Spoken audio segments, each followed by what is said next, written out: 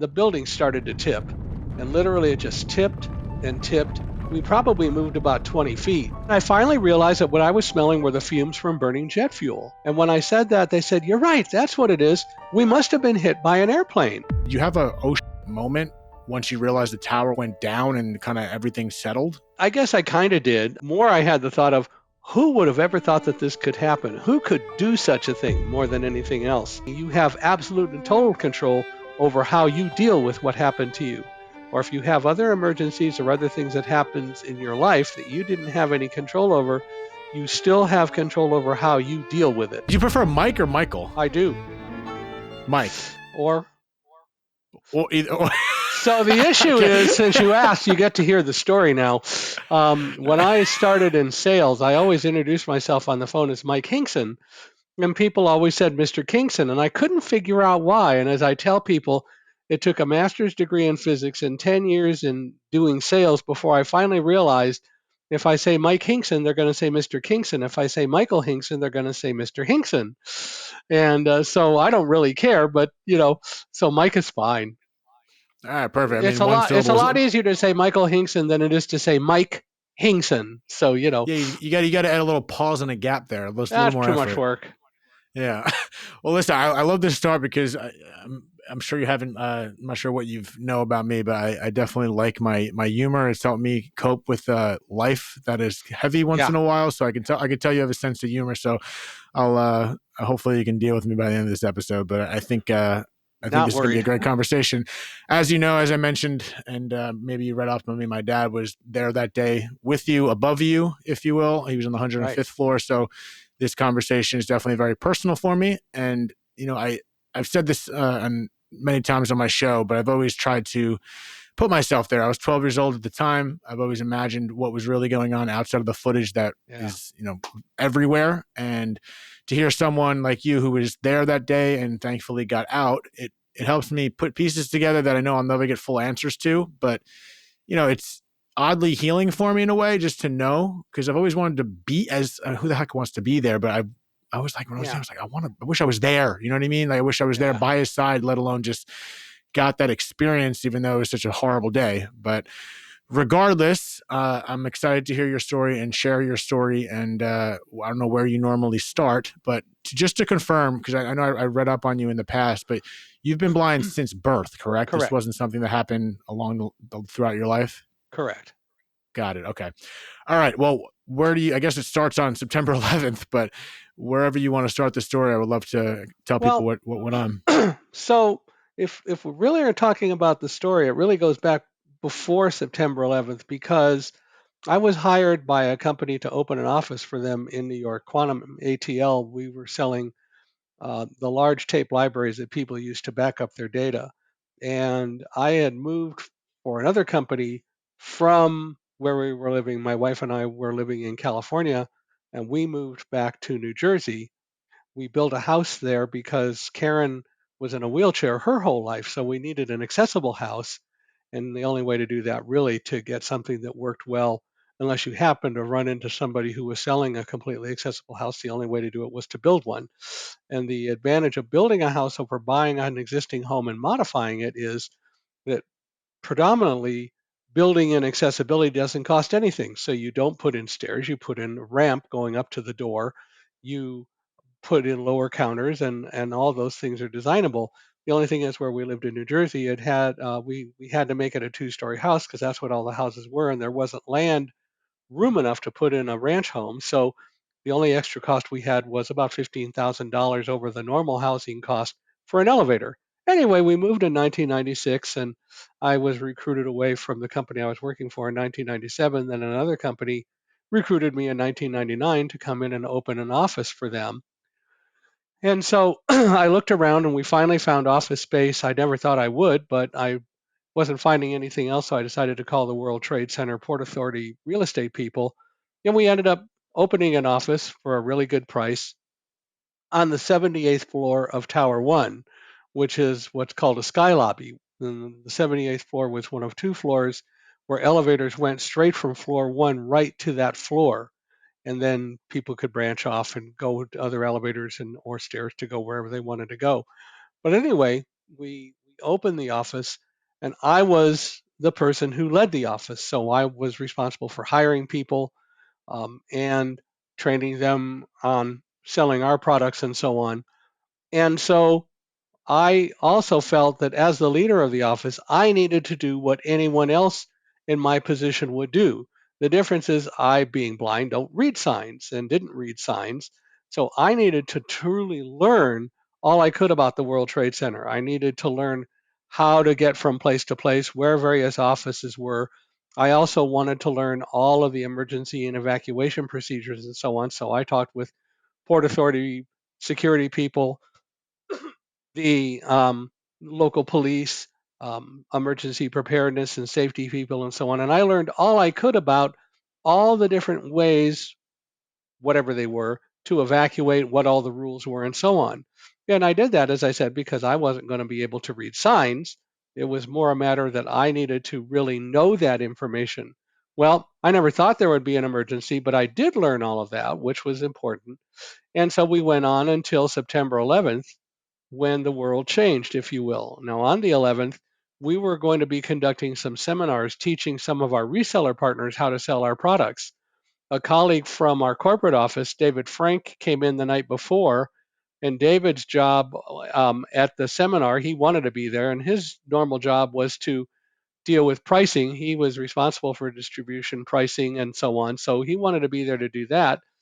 Me being technical, I have a master's degree in physics, among other things, and a secondary teaching credential. So I was going to be doing most of the seminar, doing the PowerPoint projections and so on, and teaching people technically what our product was about and how to sell it, and teaching them how to sell our product.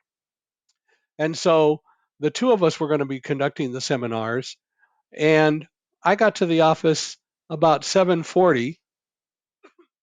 Usually I would be there, well, that would be the normal time I'd get there. I wanted to get there earlier, but the train had a problem. And so I ended up getting there at the usual time. Walked to the door to get into the office, and we had ordered breakfast for the early arrivals. And there was a guy who was just pulling up with a cart. He was from the Port Authority cafeteria, and he was bringing the breakfast. I will tell you, best ham and cheese croissants in all of New York City, as far as I'm concerned. But anyway, Noted.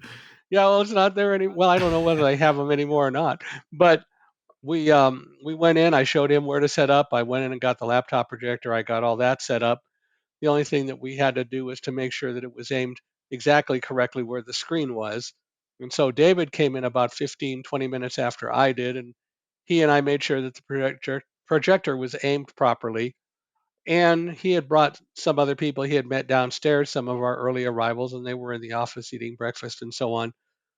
And the last thing we had to do before the seminars were to start was to send down via fax on letterhead a complete list of all the people who would be coming to the seminars in the course of the day. We had planned 4 seminars with a total of 50 people coming. So David and I were in my office creating the list, and literally what I was doing was reaching for stationery when suddenly the building kind of shook. We heard a muffled sort of thud. And then, as I'm tipping my hand toward the camera, the building started to tip. And literally, it just tipped and tipped. We probably moved about 20 feet. Now, one of the things to understand is, remember, I said I learned all about the World Trade Center and what it was all about. Although I didn't think of it right then, what was happening was that I realized that tall buildings like that are built with expansion joints. They're built so that they can flex in windstorms and so on. And even if they're hit by an airplane, what no one ever expected, of course, that it would be hit by an airplane full of 26,000 pounds of jet fuel. Um, but nevertheless, the plane hit, the building was tipping. David and I were in my office. We had, as I said, early arrivals who were in our conference room eating breakfast.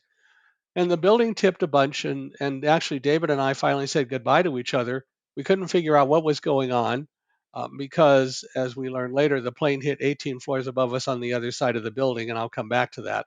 But the plane hit, the building was tipping, and David and I finally said goodbye to each other because we thought we were about to take a 78 floor plunge to the street when the building stopped and it came back the other way and it got to be vertical again. And as soon as it did, I, who was standing in the entrance to my office, went back in the office, and I met my guide dog, Roselle, coming out from under my desk. I took her leash. I told her to heel, which meant to come around on my left side and sit. She did that. And about that time, the building dropped straight down about 6 feet. Now, why? Because the expansion joints went back to their normal configuration. The building did everything it was supposed to do. The only thing no one ever expected was that somebody was going to deliberately try to destroy the building by having it hit with an airplane full of jet fuel. An airplane had struck the Empire State Building in the 1940s, a military craft, because it got lost in a fog bank. But this was clearly totally different. Anyway, the building dropped, and David, my colleague, turned and looked out the window and he started shouting, "Oh my God, Mike, there's fire and smoke above us. We got millions of pieces of burning paper falling outside our windows. We got to get out of here right now." And I said, "Slow down, David." What I hadn't realized was that a mindset had kicked in. Remember, I said that I learned all about what to do in an emergency at the World Trade Center. I learned all about the processes, and it didn't even dawn on me that the mindset kicked in. I knew what to do and what I needed to do as long as I could. And so I told David to slow down, and he said, "No, you don't understand. There's fire and smoke above us. We got to get out of here right now." And I said, "Slow down, David." Our guests began to scream, and they started moving toward the exit. Then they heard me tell David to slow down, and they stopped and were waiting. And finally, David used what I call the big line. He said, "You don't understand. You can't see it." Of course he did. The problem is that it wasn't what David wasn't what I wasn't seeing. It was what David wasn't seeing. Um, I knew that there were things falling outside the window because David described it. Right, there are buildings on fire. There's fire and smoke above us, and there are millions of pieces of paper falling outside the window. I could hear debris brushing against the windows as it fell by. But the bottom line is, I knew everything that David was seeing because he was saying it. What David wasn't seeing was a dog sitting next to me, wagging her tail, yawning and going, "Who woke me up? I was sleeping real good here, folks." And so um, I finally got David to focus. And I said, "Look, get our guests to the stairs. Don't let them take elevators," because that was one of the things I learned, especially if there was a chance the building was on fire, and it was. So don't let them get to the elevators, because if fire gets into the elevator shafts, then anybody in the elevator cars could very well be uh, destroyed. And so David got our guests and took them out, and he went to the stairs with them. And I said, "When you get them started down, then you come back and we'll leave." I called my wife Karen at home long before the media got the story, and I told her there had been an explosion or something, and that we were going to be exiting.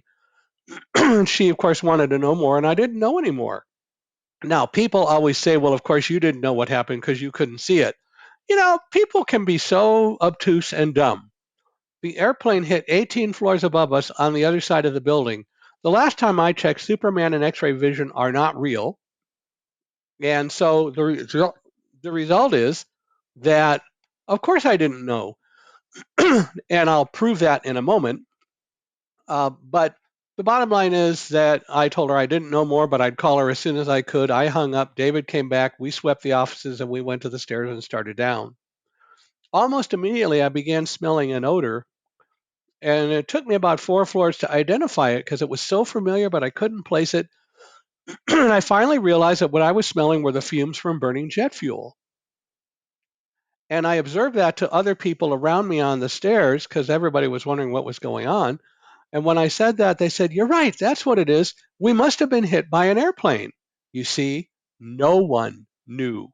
These were people from offices up and down the stairs, and people who we all ended up on the stairwell near. No one knew because no one saw it because we were on the other side of the building. It had nothing to do with being blind. And people say to me also, "Well, you didn't see it, so you remain calm." And I tell them, I am a great fan of science fiction, and I had an imagination that was a whole lot worse than anything that could be going on. But I knew what to do in the case of an emergency. And like I said, the mindset kicked in. So we continued down the stairs. We got down about 10 floors, and then behind me, a woman suddenly stopped and she said, "I can't go on. I can't breathe. We're not going to make it out of here." And I stopped and turned around, and others joined me. And we literally, with this woman, had a group hug right there on the stairs. And I said, "Come on, you can do it." Roselle was giving her kisses, Roselle, my guide dog. And she was eventually able to continue down the stairs. And so we just walked down the stairs. I'm so, of course, so grateful that we had to walk downstairs, not up. But the bottom line is we kept going. And we got down to about the 50th floor. And then David, my colleague, as I said, who came in the night before, David was from New York, but now he was living in the Irvine, California area working at our corporate office. Well, David, being with me, had come in, as I said, to do the pricing stuff. But anyway, suddenly David said, "Mike, we're going to die. We're not going to make it out of here."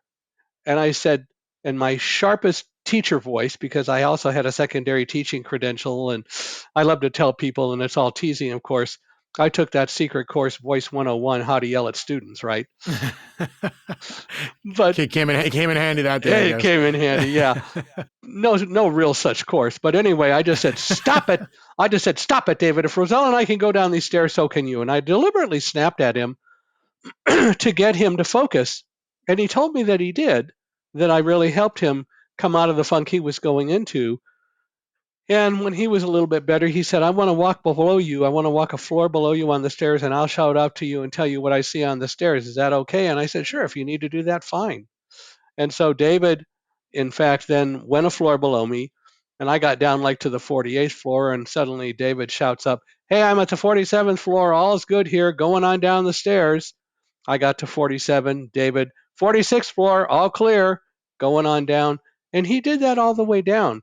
I got to the 45th floor and he said, "Hey, I'm at the 44th floor. This is where the Port Authority cafeteria is, not stopping." And why do I bring that up and mention it? Because it's one of those things that no one talks about, but I think for all of us on the stairs was one of the most important things that happened that day. David, 43rd floor, all good.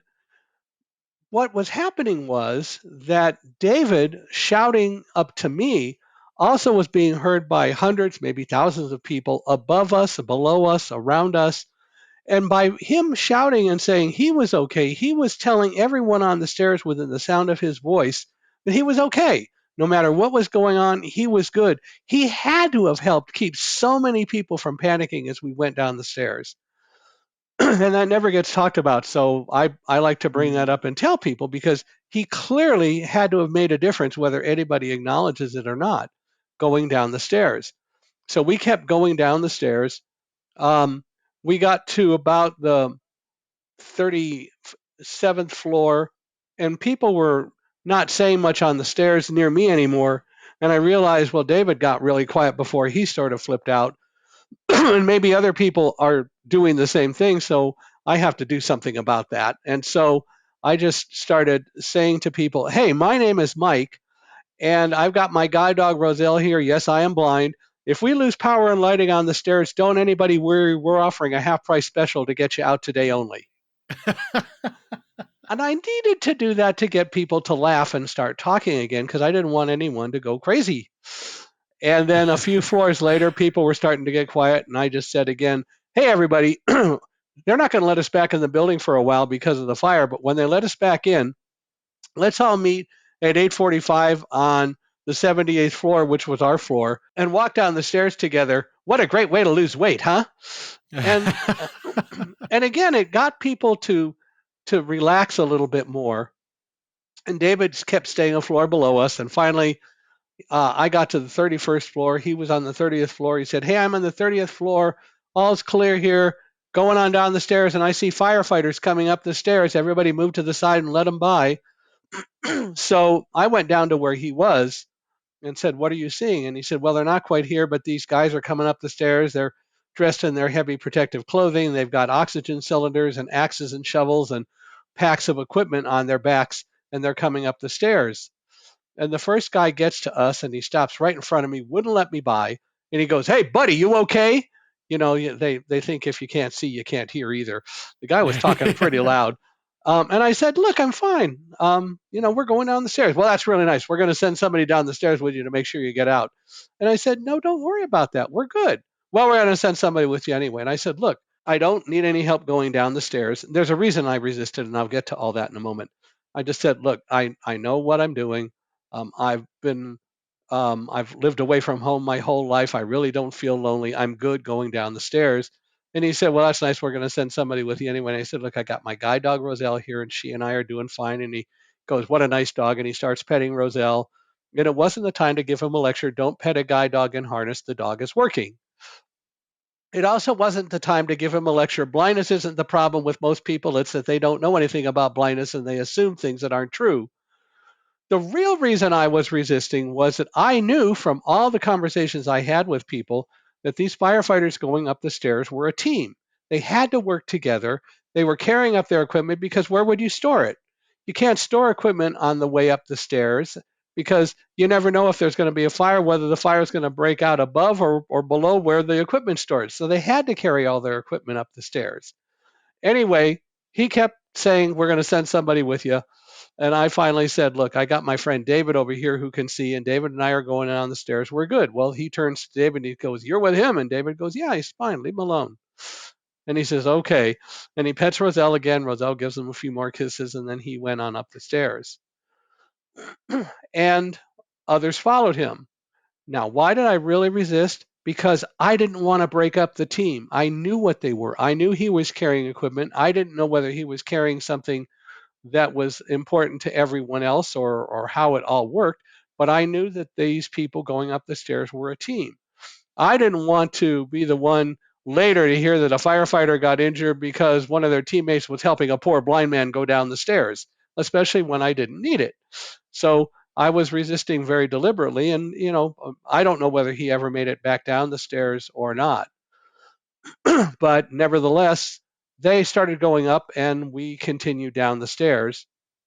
We got down a few more floors, and David had reassumed his scouting position. He shouted that they were passing water bottles up the stairs, and he brought one up, and he, Roselle, and I got to drink some water. We made cups out of our hands for Roselle to drink some water, but we had cold water, and I'm sure it helped Roselle because it was getting pretty warm on the stairs just because of all the bodies and everything. Anyway, so David continued down, and finally he got to the first floor, and I was on the second floor, and he said, hey, everybody, there are water sprinklers running. You're going to have to run through the water to get out of the stairwell, and then he was gone. I got to the first floor, heard this torrential downpour of water right in front of me. I picked up Roselle's harness. I said forward and then hop up, which is a command to speed up and pay attention. And we ran through this torrential downpour like a small waterfall and came out the other side into Tower 1.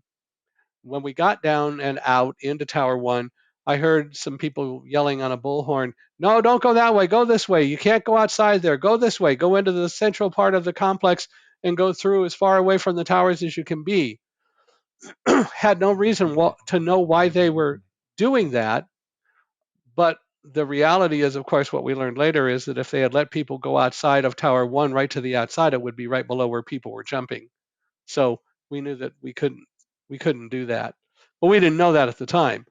Anyway, a guy comes up to David and me because David waited outside of the stairwell until I came out. This guy comes up and he goes, I'm with the FBI. We'll get you to where you need to go. Just come with me. And he ran us through the whole complex, up an escalator by Borders Books, as far away from the towers as we could be, and outside into sunlight now on the patio on the second floor, the plaza on the second floor. The only thing we were told was leave the area. I had asked him what was going on, this FBI guy, and he said, no time to tell you. I wish he had, because that would have probably made a difference in the decisions that we made. But he didn't know me. He didn't know that I'm not going to panic for getting information. I want information, and it helps me make better decisions. Well, he didn't know that. So anyway, the bottom line is that we got outside. We were told to leave, but before we left, David looked over and he said, "Mike, there's fire in Tower 2." And I said, "What are you talking about?" And he said, "There's fire in the second tower." We thought maybe it was just because the fire that was in our tower, as Tower 1 was tipping, and because it had tipped toward Tower 2, we just thought maybe the fire had jumped across. I mean, we didn't know. So we stood there a moment, and then we walked over to Broadway, and then we started going north on Broadway. We were on the left or west side of the street going north, and we just continued to go until we got to Vesey Street, which put us fairly close to Tower 2. And so when we did that, we got to Vesey. David stopped and he said, I want to take some pictures of the fire in Tower 2 because we're really close to it. I took out my phone trying to reach my wife, Karen. I couldn't get through because the circuits were busy. And as of course we know now, people were saying goodbye to loved ones up in the towers. But I tried and then I put my phone away and David was putting his camera away when a police officer yelled, Get out of here, it's coming down now. And we heard this rumble that became this deafening roar. I described the sound as kind of a combination of a freight train and a waterfall. You could hear metal clattering, glass breaking, and then you could hear just the white noise, the sound of Tower 2 collapsing, pancaking straight down. Again, the buildings did exactly what they were supposed to do, even when they were collapsing. But people saw the building collapsing and they just turned and ran. David turned and ran. He was gone. I lifted Roselle by the harness, turned her 180 degrees, and started running back the way we came. So now we're going south on Broadway, building on my right, Broadway on my left. And we got to the next street going back the way we came, which was Fulton Street.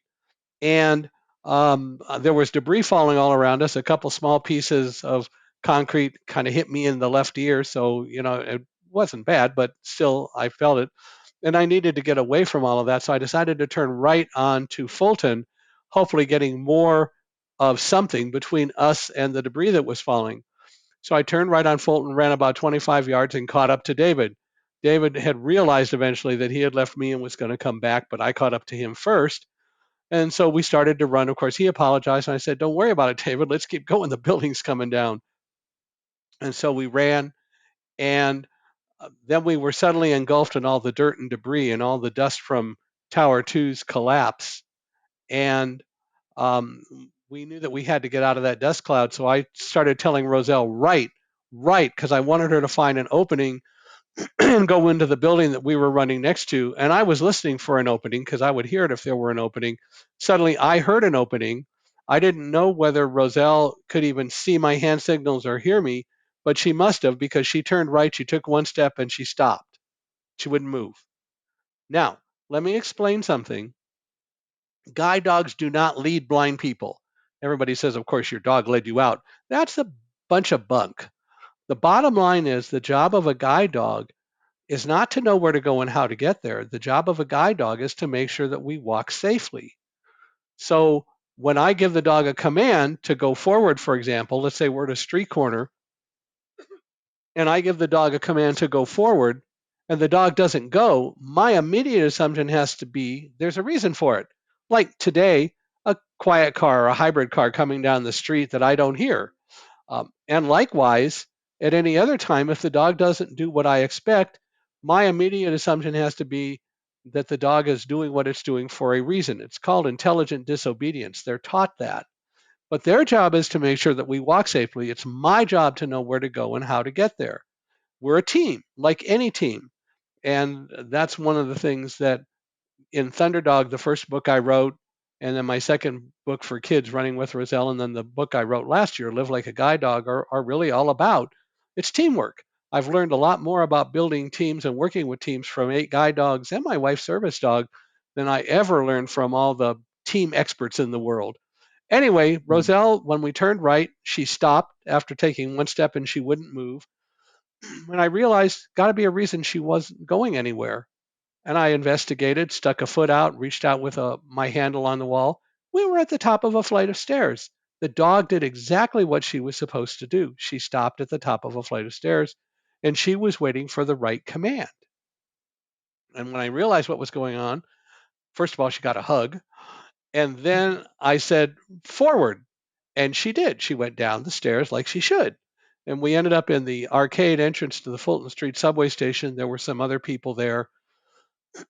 And we were there when a minute or so later, a guy comes up the stairs from further down in the system, and it was in the subway system. He introduced himself as Lou, an employee of the subway system, and he took us down to an employee locker room where there were already a few other people.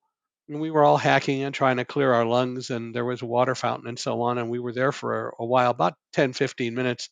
Then a police officer came and said, The air is clear up above. You got to get out of here. You can't stay here. So we got up, we followed him back up the stairs through the arcade that we had come through, then up the last 2 flights of stairs, and we found ourselves back outside. And the air was a little clearer. It wasn't great, but it was better than it was. And David looked around and he said, "Oh my God, Mike, there's no Tower 2 anymore." And I asked him what he saw, and he said, "All I see are pillars of smoke hundreds of feet tall." And we stood there for a few moments, and then we just continued to walk west on Fulton Street. And we continued to go away from the area. And about 15 minutes later, we were in a little plaza when we heard that freight train waterfall sound again. And we knew that it had to be our tower collapsing. And David looked and he said, "There's another dust cloud coming." There's also a little retaining wall. We got behind the retaining wall and we just ducked down and stayed there until everything passed us by and the wind died down. And then we got up and David looked around and said again, "Oh my God, Mike, there's no World Trade Center anymore." And I said, "What do you see?" And he said, "All I see are fingers of fire and flame hundreds of feet tall and pillars of smoke. It's gone." And we stood there for a couple of moments, and then I decided I would try to call my wife again at home. And this time I got through. And after, as I put it, tears on both sides of the phone, she told us how our two aircraft had been deliberately crashed into the towers. They'd been hijacked, one into the Pentagon, and a fourth was still missing over Pennsylvania. And so we heard for the first time what really had happened. And then spent the rest of the day moving up toward Midtown Manhattan. And eventually I was able to get trains about 6 o'clock to go back out to Newark and then catch a New Jersey Transit train from Newark to Westfield on the Raritan Valley line where we lived. And so a friend of ours, Tom Painter, had come down not knowing whether I was in the office that day or whatever. Tom lived in New Jersey, and Tom had been a friend of Karen's growing up out in Southern California, but he was living in New Jersey as well. And he came, as I said, down and he drove Karen to the train station to pick me up in our wheelchair accessible van. So I finally got to hug Karen for the first time after all of this about 7 o'clock that night. And then we went home. And the first thing I did was took off Roselle's harness and I was going to take her outside. She would have none of it. She ran off, grabbed her favorite tugboat, and started playing tug of war with my retired guide dog, Linny. Why did she do that? Well, as in talking with the veterinarians at the guide dog school the next day, they said, "Did anything directly threaten Roselle?" And I said, "No. Nothing directly impacted her as such." And they said, "Well, there's your answer. Dogs don't do what if. We what if everything to death. Dogs live in the moment. And when it was over, it was over. Lesson to be learned." But that's really the story. Um, One of the people I spoke with at Guide Dogs for the Blind, where I've gotten all of my guide dogs, was Joanne Ritter, who was the public information officer at the time. And she said, I'd like to put out a little story about you. Is that okay?" And we called guide dogs originally because some people from there had visited us in New York over the past year and had visited us in the World Trade Center. So I knew somebody would remember that. And so, anyway, I told Joanne, "Sure, go ahead, write a story." I wasn't thinking. And then she said, "You're going to probably be on TV. What station or what show do you want to go on first?" Well, I wasn't thinking. So I just sort of flippantly said, "Larry King Live." Okay. And on the 14th of September, 3 days after the World Trade Center attacks, we had the first of 5 interviews on Larry King Live. Wow. And other things happened when we had our last direct interview with Larry in 2006 on September 11th. I told him I was going to be writing a book because I'd been encouraged to do it. And I asked if he would write the foreword. I couldn't even get the words out before he said, "Absolutely, I'll write the foreword." And he did. He wrote a great foreword. So anybody who gets Thunderdog will see Larry's words in the foreword. But we, we had that interview and we got very visible. Then people started calling me and saying, "We'd love to have you come and talk to us. We want to hire you to come and tell us lessons we should learn from September 11th and talk about leadership and other things like that." And what it eventually amounted to was me starting a new career at the beginning of 2002. The other thing that happened is that the CEO at the time of Guide Dogs for the Blind, Bob Phillips, asked if I would come out and be a spokesperson for Guide Dogs. And so we combined two of those careers, and we had wanted to come back to California anyway. Karen was a native, and I'd been living in California since I was 5. I was born in Chicago, but Karen said you were born in Chicago, so you can't be a native, even though you moved out when you were 5. So we we we moved back to California, and I worked at Guide Dogs, and I also started speaking. And I worked at Guide Dogs, and they got a new CEO at the near the end of 2007, and she made a bunch of changes. And one of them was that she said nobody's interested in September 11th anymore, so we're going to end this job that you have. And so I started my own company, and I've been doing it again ever since. So I travel around the world talking about teamwork, trust, emergency preparedness, business continuity, talking about inclusion, and talking about moving from diversity to inclusion, because the typical diversity people never include disabilities in their discussions. So you can't be inclusive unless you include disabilities. So we always make inclusion the first thing. But the bottom line is that I became a public speaker in 2002, and I've been doing it ever since. And my job nowadays is kind of twofold. One, really drawing people into what happened to me in the World Trade Center by telling the story. But two, we have a whole new generation of people growing up, or who have started who are grown up, who have no memory of the World Trade Center. And again, my job is to try to keep what happened alive so that they understand some things about what happened, and why I survived, what we can do about it, and understand that in reality, anyone at any time might find themselves in an emergency situation. And the bottom line is, what do you do about it? I am convinced today, from reading all of the reports, that we were not going to be able to predict what happened on September 11th. But every single person who hears my story is told by me, even though we had no control over it happening, you have absolute and total control over how you deal with what happened to you. Or if you have other emergencies or other things that happens in your life that you didn't have any control over, you still have control over how you deal with it. And so that's kind of one of the things that I talk about and deal with regularly, to help people understand that you have a lot more control over things than you think you do. And rather than fearing everything and what ifing everything to death, what we need to do is to learn to step back and worry about just the things that we can control, and stop worrying about everything else. Will be a lot better for it. And that's the story.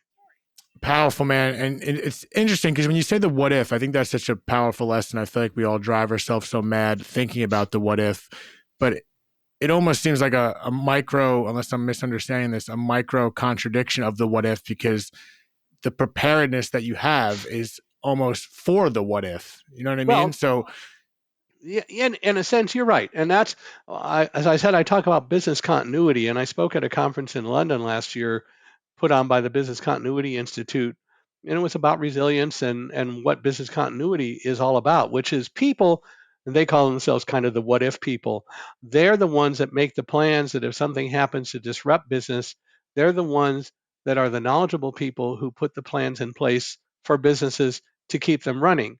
So yeah, in a sense, it's a what if situation, but the what if that you're really preparing for is not, again, that it happened, but how you deal with it.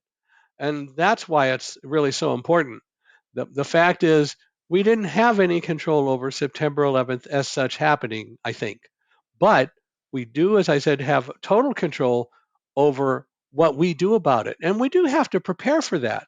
And if that means that we're thinking about a what if thing, what we're what ifing is, well, if this happens, what can I do to make sure that I do okay, and how can I help other people? So it's still dealing with the part of it that talks about what you can control, not the part that you can't. right. And to me, that comes down to little things like when you mentioned how you're focused on lessons, more or less. You know, there's so many people that have horrible things that happen. If you want to specifically narrow down 9/11, everyone, not everyone, a lot of people just see 9/11 as a terrible day, which it was. But at the same time, you're almost stopping there as opposed to finding lessons. So I feel like that what if mentality even gives you the continuity to even consider lessons from this experience. But when this all happened, because you did seem so focused, and of course you had some preparation, and that you tapped into that mindset from trying to figure out what to do in that. You seem relatively calm. Granted, there was only limited information. I'm sure maybe you didn't think the tower was going to collapse, but did you have a oh shit moment once you realized the tower went down and kind of everything settled? I guess I kind of did. I had the thought of who would have ever thought that this could happen? Who could do such a thing more than anything else? You're right. I was focused. I tend to be that way, but I've taught myself to be that way, and I think that's really what's important. Um, so I never had a moment where I regretted what I did and wonder why me and not other people, because I didn't have and don't have influence over that.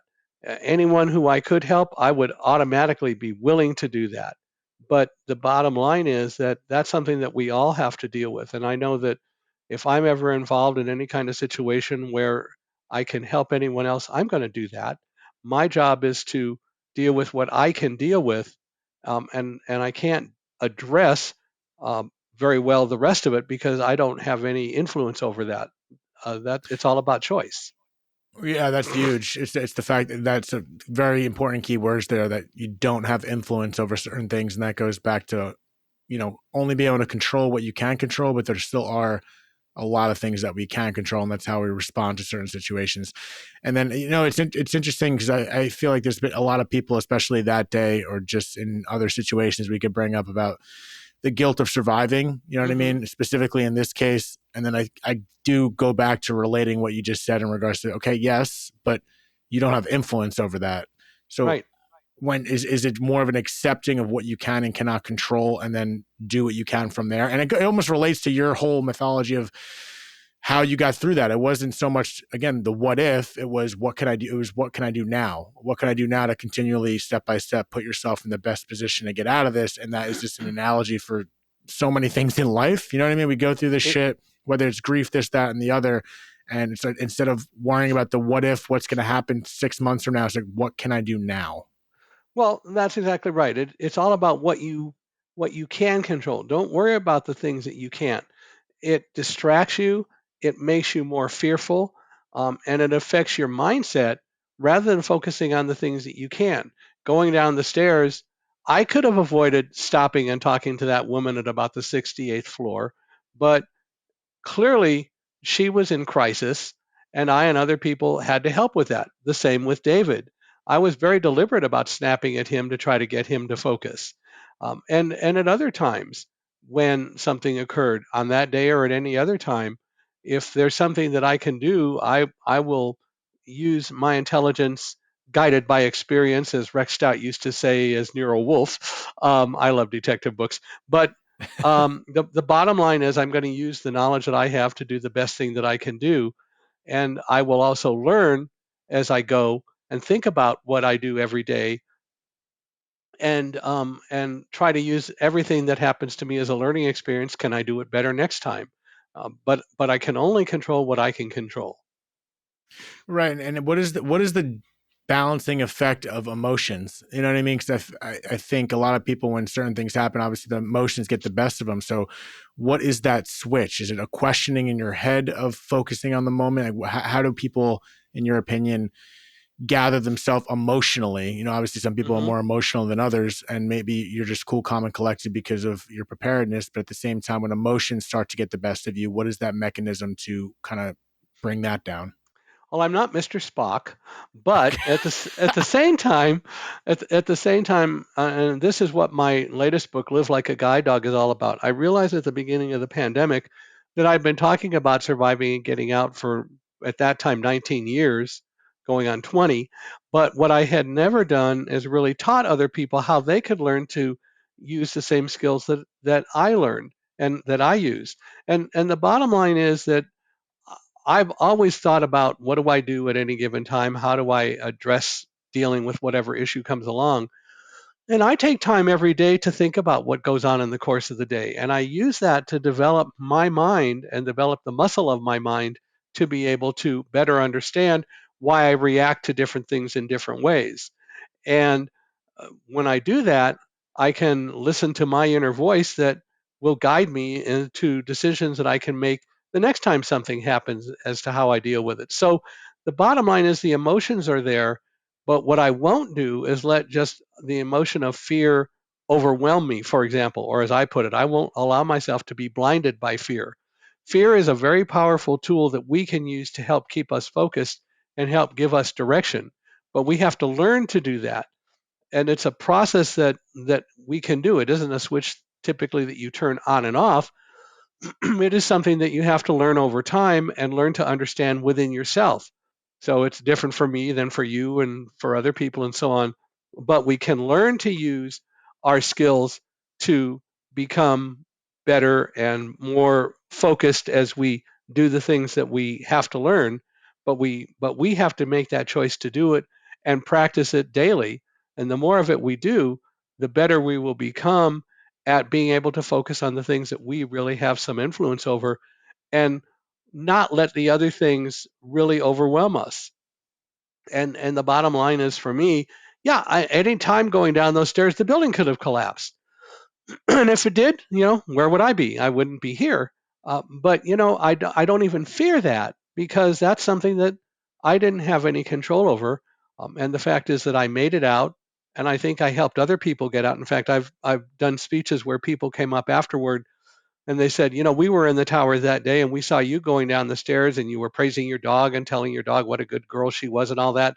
And you were so calm. We just followed you down the stairs. And I think that's what's really important is that we all can learn how to deal with what comes along. It doesn't mean we don't become unemotional, but we learn to focus our emotions and our abilities on the things over which we really have control. And we can all do that. Yeah, and you're making me think and how I operate, and I do feel like there is an underlying current of the way I move through things, and without the same words that you're saying, but it is kind of that question of in the moment when shit's going down, or like whether it's immediate in the situation you're going through, or just grief, or this, that, and the other.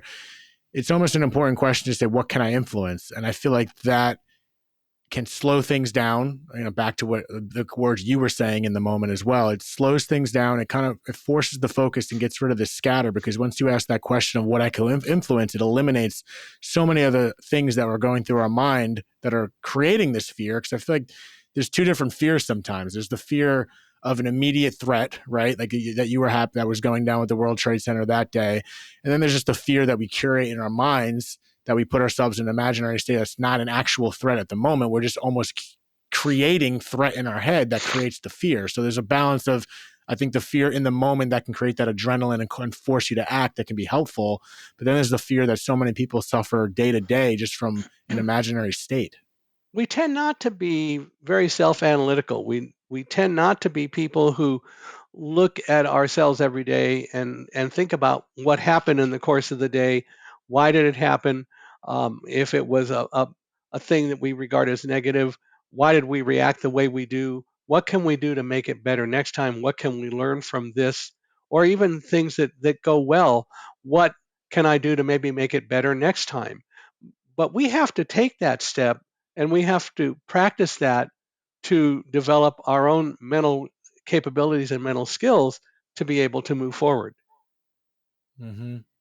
Yeah, it's always about that moving forward. But when we think about that moving forward, it automatically sometimes even takes us too many steps into the future. You know what I mean? Like, I think we have to be cognitive of that, We and do. we have to have, it's not a complete neglect of the future. You know what I mean? But at the same time, in order to get to the future, you kind of got to deal with what's right in front of you. And what can you influence now? I just love that question and that mindset of, what do I have influence over? Because so many of And the things we do or, worry about, we well, don't. and or next time this happens to me, how should I react? How can I improve what I did? We have to ask ourselves that. Like I said, even the good things. What could I have done to make this better? We have that ability to think about what we do and why we did it, and what did we fear? Why did we fear it? What can we do to make it better? And we should do a lot more of that. Right. And even in the moment when you explained, that you kind of, your mindset just shifted based on what you've prepared for in the past, it kind of just clicked in. And I think that is something that goes back to the trust factor. And I used the word trust earlier. It's when we do contemplate and do have these inner dialogues and do try to prepare to, I guess, improve or do things better in the future, there is a bit of a trust factor there of if and when something happens, we do have that incredible ability as humans to just, your body just kind of, your subconscious mind almost takes over from that preparedness. And I feel like that's what you experienced in that moment when your mindset just kind of shifted automatically. Right. Well, and the other thing for me is I'm I'm kind of used to being confronted with unexpected things. So often I'm walking down a street and I come to a corner and there isn't a car or anything coming at me. The traffic's going the way I want to go. So I'll tell my guide dog to go forward. And we're starting across the street, and suddenly I hear a car coming up behind that's not slowing down. I don't know what that car is going to do. And so I have to make a choice as to do I run across the street? Do I go back? And again, for me, that's a lesson that I've learned to deal with because I've had to, because I can't do it based on eyesight. And I think that we all can use our own skills and whatever we have available to us to learn to do the same sort of thing. But I'm used to surprises, and I'm used to that sort of thing occurring. So bottom line for me is that I think that's helped me learn to do the things that I'm talking about with you right now. Absolutely. And, it makes me think of, with the theme of this podcast, I obviously talk about death and the grief aspect quite often, or the entire time rather. And it just, you said the word unexpected. So you can prepare for things that are unexpected in some ways. And I think when it comes to maybe losing someone in your life or something traumatic happens that you can't really predict, and specifically again with your story, you can't predict that exact event, but there are tools that we can sharpen and put in our arsenal throughout our life that we can do on the daily or do on the regular that will prep us for the unexpected, and that will give us sharper tools to be able to react in a more prompt way, if you will, or react in a healthier way just by doing these little things that you're mentioning, even if it doesn't specifically apply to something that you can't predict because you can't predict it. But these little things that we do to get our mind right and understand what we can control and can't control. And then when something does punch you in the face, you're a little bit more equipped than you were if you didn't do any of those things. Right. I think that's absolutely true.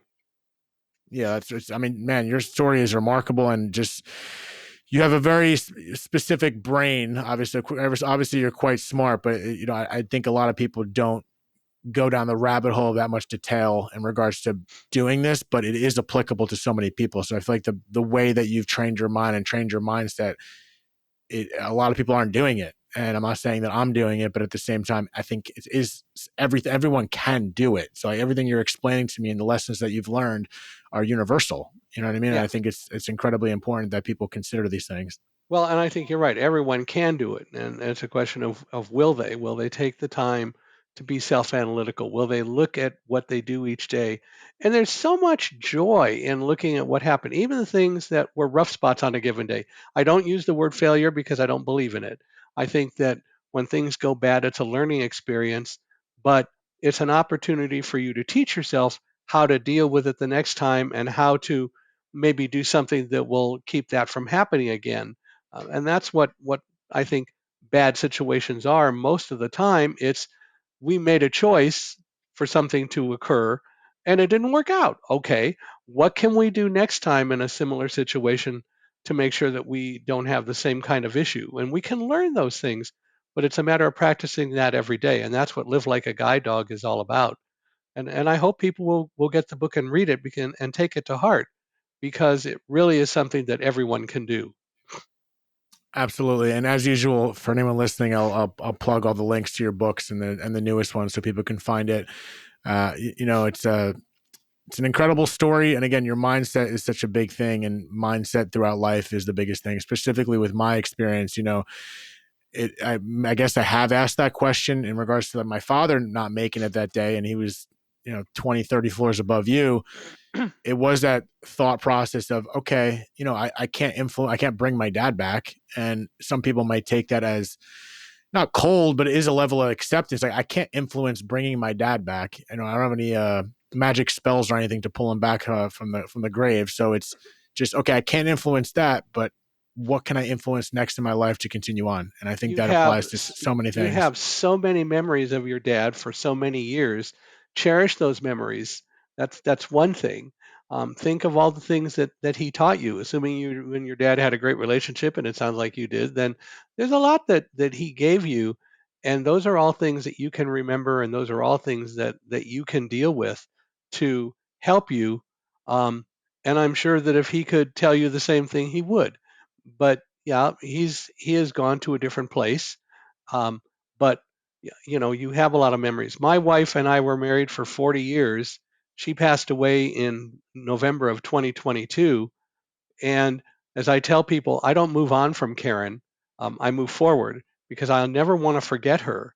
And if I move on, that's sort of like implying I'm going to forget her, but I will move forward and use all of those memories that I have of her over 40 years to keep me strong and keep me going and remember all the things that she brought to my life, knowing that now she is at a different point and dealing with what she's dealing with. And I can deal with what I can deal with and know that she has given me a lot to help me deal with all of that.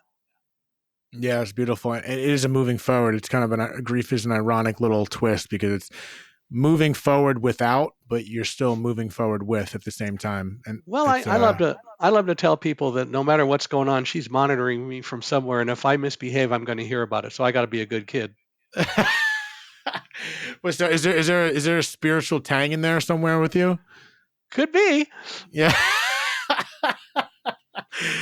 Listen, Michael, what we clarify you don't mind either one of them. Nope. I appreciate you taking the time to do this. You're a blast, and I do respect the one little touch. I love those little jabs of levity throughout those stressful situations because I haven't been in a situation like you have at the same time that there's little moments of humanity. And to me, that equates to humor in some of the hardest moments that brings people down. So I find it incredibly remarkable that you had the wits to make certain comments that calm people down. And those are little tools that we got in our tool belt in those moments that, it has a ripple effect throughout the people that clearly you changed your life down those stairwells and shortly thereafter with the work you're doing now. So I appreciate your time, brother. It was an absolute honor. Well, my pleasure. And I told you we're going to now invite you to be on Unstoppable Mindset, which is the podcast that I have. So I think that'll be a lot of fun. Yeah, we're going to do it. And again, for anyone listening for the second time, I'm going to share links to his podcast, to his book, so you can find that.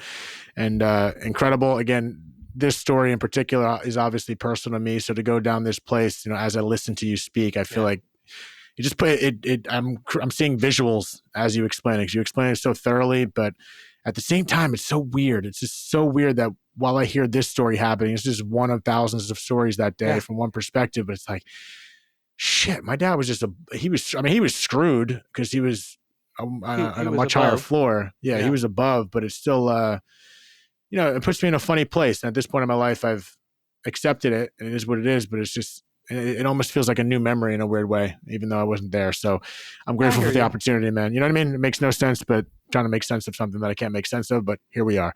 I hear All you. right, guys. Until next time, hope you enjoyed the episode, and we'll see you next time. Thank you so much for tuning in to another episode of Dead Talks. Please do not forget to hit the subscribe button and also the notification bell. That'll give you updates as to when we post a new video, more episodes, and more content in general. We are streaming on all the major podcast platforms, including Apple, Spotify, iHeartRadio, Pandora, and all that. And also find us on Instagram at Dead Talks Podcast or www.deadtalks.net. Thank you so much.